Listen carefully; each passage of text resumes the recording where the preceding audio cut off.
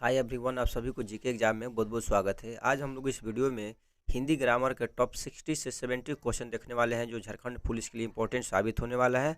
बस आप लोग शुरू से अंत तक बने रहेगा। चलिए स्टार्ट करते हैं पहला प्रश्न से। देखिए पहला प्रश्न कह रहा है कि विधायिका द्वारा स्वीकृत नियम के लिए एक शब्द क्या होगा? तो अधिनियम होगा। जिसे प्रमाण द्वारा सिद्ध न किया जा सके, इसके लिए एक शब्द होगा अप्रमेय होगा। जो धन को व्यर्थ व्यय करता है उसके लिए एक शब्द क्या होगा? अपव्ययी होगा। जिसका इलाज न हो सके, इसके लिए एक शब्द क्या होता है? तो असाध्य होता है। नेक्स्ट है कि विशेषण एवं विशेष्य के योग से कौन सा समास बनता है? तो कर्मधारय समास बनता है। भ्रमर गीत के रचयिता कौन है? तो सूरदास है। नेक्स्ट है कि तन मन धन में कौन सा समास है? तो द्वंद्व समास है। देशांतर में कौन सा समास है? तो तत्पुरुष समास है।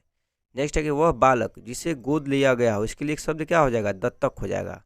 पाप करने के बाद स्वयं दंड पाना, इसके लिए शब्द क्या हो जाएगा? एक तो प्रायश्चित हो जाएगा। देखिए एग्जाम में आप लोग का सिलेबस में दिया गया झारखंड पुलिस के मुहावरे और लोकोक्तियाँ, तो यहाँ से करीब 6 से 7 क्वेश्चन बनने वाले हैं, ज़्यादा ही बनेंगे। लगभग मान के चलिए 6-7 क्वेश्चन पूछने वाले हैं एग्जाम में। चलिए अगला क्वेश्चन देखते हैं हम लोग। निशाचर में कौन सा समास है? तो बहुब्रीहि समास है। परमेश्वर में कौन सा समास है? तो कर्मधारय समास है। और नेक्स्ट यहाँ पर है कि मृग नयनी में कौन सा समास है? तो कर्मधारय समास है। चलिए अगला क्वेश्चन है कि जिस समास के दोनों पद अप्रधान होते हैं वहाँ पर कौन सा समास होता है? तो बहुब्रीहि समास होता है। अगला क्वेश्चन है यहाँ पर कि आ को क्या कहा जाता है? तो आकारांत कहा जाता है। बड़ा ऊ को क्या कहा जाता है? तो उकारांत कहा जाता है। औ को क्या कहा जाता है? तो औकारांत कहा जाता है। देखिए यहाँ से क्वेश्चन एग्जाम में पूछ सकता है। गौशाला में कौन सा समास है? तत्पुरुष समास है। देखिए मैं आप लोग को एक बात बता दूं, कोई भी देखिए क्वेश्चन जो होता है, कोई भी स्टूडेंट के लिए वो प्रश्न इम्पोर्टेंट ही होते हैं, क्योंकि स्टूडेंट को पता नहीं होता है कि कौन से प्रश्न एग्जाम में पूछ ले जाएंगे एग्जामिनर के द्वारा। इसीलिए इसमें समझ के चलिए कि मान के चलिए कि टोटल क्वेश्चन जो है इम्पोर्टेंट ही होते हैं। आप लोग को याद करना ही पड़ेगा। पता नहीं कौन सा क्वेश्चन आ जाए, लेकिन इसमें एक होता है कि जो बहुत बार एग्जाम में पूछा जाता है, वो क्वेश्चन जो होते हैं रिपीटेड प्रश्न होते हैं, जो सभी एग्जाम के लिए कॉमन होते हैं। मतलब वहाँ से वो क्वेश्चन पूछने की संभावना ज़्यादा रहता है। अगला क्वेश्चन है यहाँ पर, नरोत्तम में कौन सा समास है? तत्पुरुष समास है। कुछ शब्द हमेशा एक वचन में प्रयुक्त किए जाते हैं। जैसे देखिए यहाँ से क्वेश्चन एग्जाम में पूछ देगा कि एक वचन में कौन सा मतलब ये शब्द है जो एक वचन में प्रयोग किया जाता है। देखिए ये सब जो आप लोग क्वेश्चन शब्द जो देख रहे हैं एक वचन में हमेशा प्रयोग किया जाता है। जैसे देखिए क्रोध, क्षमा, छाया, प्रेम, जल, जनता, वर्षा, आग, सोना और सामग्री, उसके बाद है दूध। ये सब क्या है? जो एक वचन में हमेशा इसका प्रयोग किया जाता है। चलिए अगला क्वेश्चन देखते हैं हम लोग।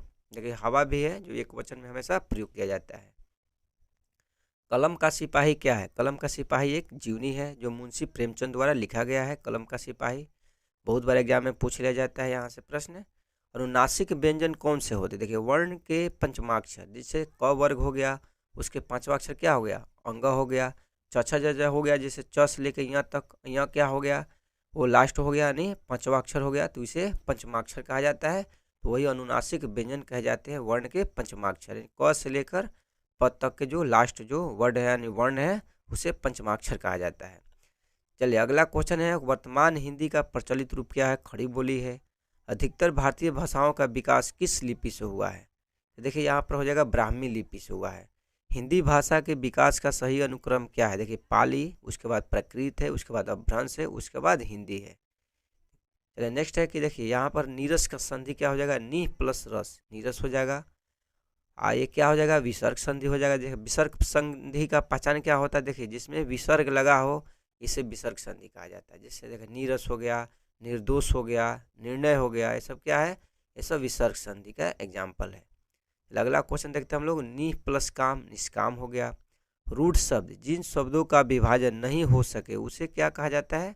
रूढ़ शब्द कहा जाता है। जैसे देखिए घर, घर का अगर हम खंडन करेंगे तो कोई भी शब्द नहीं बनेगा यहाँ पर।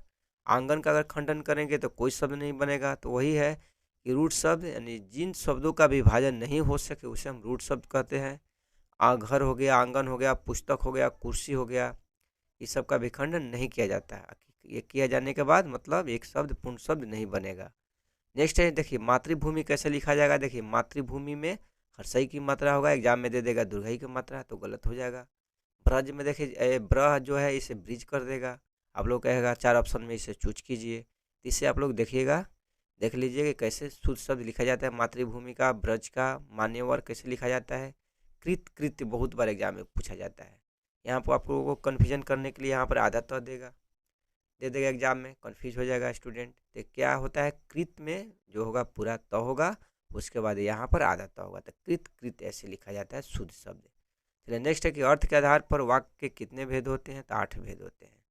नेक्स्ट क्वेश्चन यहाँ से है कि इच्छावाचक सर्वनाम किसे कहा जाता है। देखिए, जिन वाक्य से इच्छा या शुभ कामना का भाव प्रकट होता है उसे इच्छावाचक सर्वनाम कहा जाता है। जैसे भगवान आपको स्वस्थ रखे, इच्छा आप जता रहे हैं। संदेहवाचक सर्वनाम, देखिए जिन वाक्य से किसी प्रकार का संदेह का भाव प्रकट हो, जैसे बच्ची रो रही होगी, यहाँ पर संदेह हो रहा है कि बच्ची रो रही होगी। हाथ कंगन को वार्षिका, इसका मुहावरा का अर्थ क्या होगा, प्रत्यक्ष के लिए प्रमाण क्या। दाल भात में मूसल चंद के लिए एक शब्द क्या हो जाएगा, दखल देना। चलिए नेक्स्ट क्वेश्चन देखते हैं हम लोग। उल्टी गंगा बहना, इसका मुहावरा हो जाएगा अनहोनी होना। उड़ती खबर का मुहावरा हो जाएगा बेसिर पैर की बात। चलिए नेक्स्ट है कि 19-20 का होना, बहुत कम अंतर होना।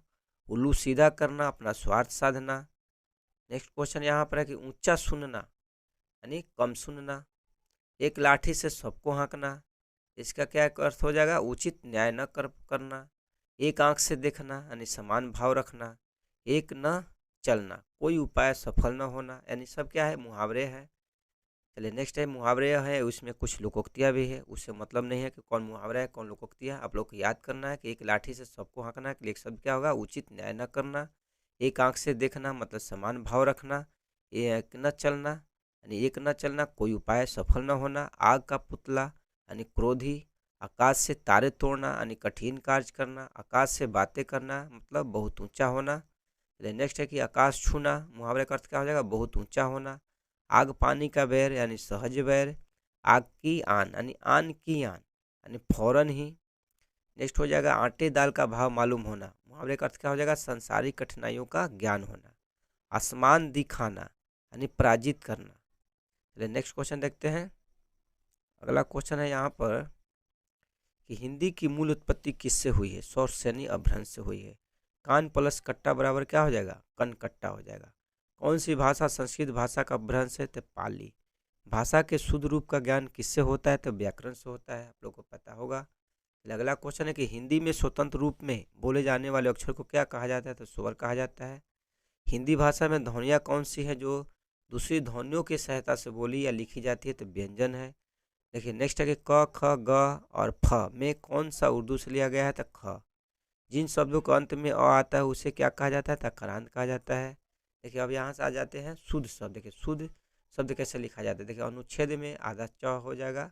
उसके बाद देखिए पूंजीवाद में, पूंजी में एक बिंदु नहीं होगा, यहाँ पर चंद्र बिंदु हो जाएगा और बड़ी ऊ की मात्रा होगा।